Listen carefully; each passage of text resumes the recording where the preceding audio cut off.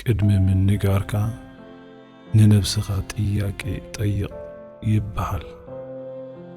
ኣድላይ ድዩ? ጠቓሚ ድዩ? ለውጢ የምጽእ ድዩ? መዓዝና እንታይ ክገብር ከም ዝኽእል ዝፈልጥ ሰብ ማንም ሰብ ጠጠው ኣየብሉን።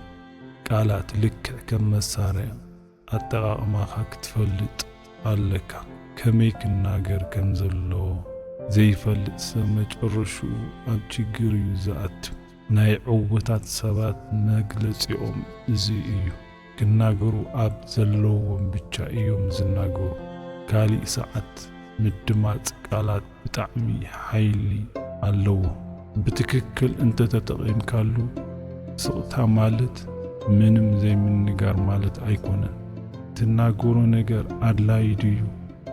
ተኾይኑ ምንጋር፣ ተዘይኾይኑ ስቕታ ምምራጽ። ስለዚ ልሙዓንቲ 5 ህይወትካ ዝቕይሩ ናይ ስቕታ ጥቕምታት ክነግረኩም እየ። ቀዳማይ፣ ስቕታ ንጸላኢኹም ክዳናገር ይገብር። ሓያል ተዋጋኢ ሳንዙ ከም ዝበሎ መዓዝ ክትናገር ከም ዘለካ መዓዝ ክትናገር ከም ዘይብልካ ዝፈልጥ ሰብ ይስዕር። ሳንዙ ብዙሓት ጸላእቱ ከሸንፎም ዝኸኣለ ብስቕታ እዩ። እሱ ስቕታ ብምምራጹ ዝበለጸ ውጽኢት እናረኸበ ንሳቶም ድማ ዓሚቑ ሓሳብ ይኣቱ። እንታይ ዓይነት ትልሚ ከም ዘለዎ ክፈልጥዎ ኣይከኣሉን። ስቕ እንትብል ይብል ሳይነስ ጸላእትኻ እንታይ ከም እትሓስብ ኣይፈልጡን። ስለ ናትካን ትልምኻን ካብ ባዕሎም ሓሳብ ካብ ናይ ባዕሎም ዓላማ ወፂኦም ናብ ናትካ እተሓሳስባ ናብ ናትካ ትልሚ ክሓስቡ ክብሉ ተዘናጊዖም ይሰዓሩ። ብስቕታ ትልምኻ ንባዕልኻ ትጥቀመሉ ኣለኻ ማለት እዩ። ካልኣይ፣ ስቕ ክንብል ከለና ብጣዕሚ ትኹረት ክህልወና ይገብር።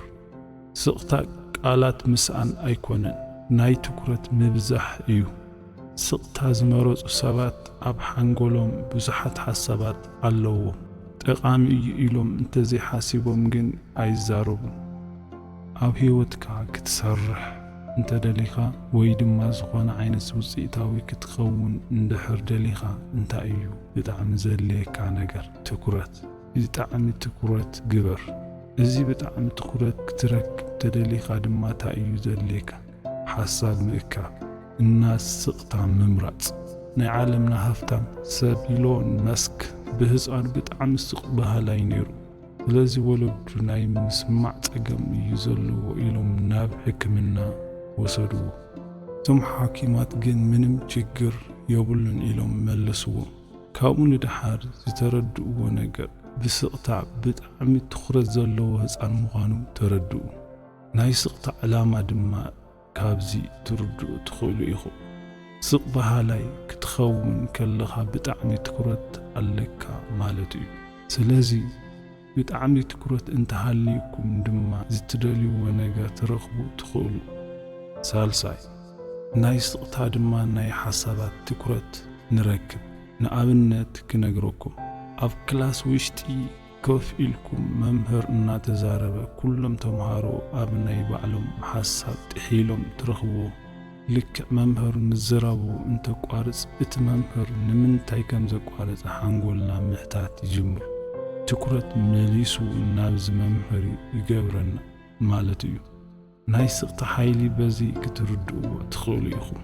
ልቢልና ዘይንፈልጦ እምበር መዓልቲ መዓልቲ ስቕ እንትንብል ናይ ሰባት ትኩረት ንረክብ።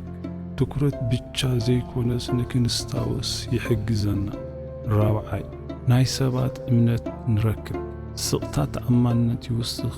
ዕውታት ኮይና እንትንሓስብ ዕውታት ምስ ዝኾኑ ሰባት ምርኻብና ኣይቀርን። ንስኣቶም ዘለና ርክብ እነማዕብለሉ ስቕታ ሓይሊ እዩ። ዕውታት ዝኾኑ ሰባት ርክብና ምጥንኻር እንትንደሊ ስቕታ ክንጥቀም ኣለና። ምክንያቱ ስቕ ኢልና ነዳምፆም ስለ ዘለና እዚ ተኣማንነት ይፈጥር። ንሳቶም ድማ ንዓና ምኽባር ይጅምሩ። ካብ ካልኦት ሰባት ኣብሊጾም ኣንሕና ኣብ ሓንጎሎም ንመጽእ ንዓና ዘለዎ ኣመለኻኽታ ዓፍ ይብል። ኣብዝሓ ዕዉታት ሰባት ክትሪኦም ከለኻ ስቕ ኢሎም ኣይዛረቡን፣ ስቕ ኢሎም ይርኢኻ። ኣብ ቀረበኦም ዘለዉ ሰባት የዳምፁ። ናይ ስቕታ ሓይሊ ካብዚኣቶም ክንርዳእ ንኽእል። ሓምሻይ ስቕታ ንምድርዳር ይጠቅም። ሓደ ሰብ ስቕ እንትብል እንታይ ከም ዝሓስብ ዘሎ ምሕሳብ ትጅምሩ። ስለዚ ስቕታ ተጠቐምሉ። እና ድርድር እንተሃልየኩም ድማ ስቕ በሉ። ንሳቶም እንታይ እናሓሰበ እዩ ናብ ናትካ ሓሳብ እስካብ ዝቕይሩ ተጸበቕ። ለኣብነት ስራሕ ንምቝጻር ከይድኩም ደመወዝ ንምንግጋር ክትጅምሩ ከለኹም ናይ ደመወዝ ዋጋ እንተነኢሱኩም እሺ ወይም እምቢ ኣይትበሉ። ስቕ በሉ ንንእሽተን ሰከንድታት። እዚ ስቕታ ንተጸራሪ ሰብ ብጣዕሚ ዝለዓለ ደስ ዘየብል ምቾት ዘይፈጥረሉ እዩ። እዚ ስቕታ ንምቕያር ኢሎም ዝዝራብ ይጅምሩ። ዝዛረብዎ ግን ብዘይ ምኽንያት እዩ። እዚ ድማ ስልጣኑ ናባኻ ይዘውር። ሳይኮሎጂካሊ ናይ መጨረሻ ውህብቶ ክበኩም። ስቕታ ጠንካራ ይገብርና። ኣብዝሓና ስቕታ ኣይንፈቱን። ስቕታ ንምውጋድ ንፍትን። ስቕ እንትንብል ዝተረሳዕና ይመስለና።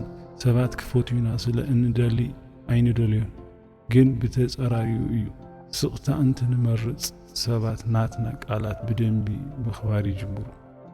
ብዙሕ ግዜ ስለ ዘይንዛረብ ክንዛረብ ከለና ትንዛረቡ ጠቓሚ እዩ ኢሎም እዮም ዝሓስቡ። እዚ ድማ ንዓና ዘለዎም ኣተሓሳስባ ዝለዓለ ይገብሮ። ኣብዚ ንሕና ግን በዚ ተሸዋዊድና ሓይልና ሸፊንና ብምዝራብ ነባኹኖ። ስለዚ ካብዚ ቪድዮ ብዙሕ ነገር ከም ትመሃሩ ተስፋ ይገብር። እዚ ቪድዮ ተፈቲኹሞ ላይክ፣ ሼር፣ ኮሜንት፣ ሳብስክራይብ ብምግባር ቤተሰብ ኩኑ። ሰናዩ ንዓኹም። ቻው።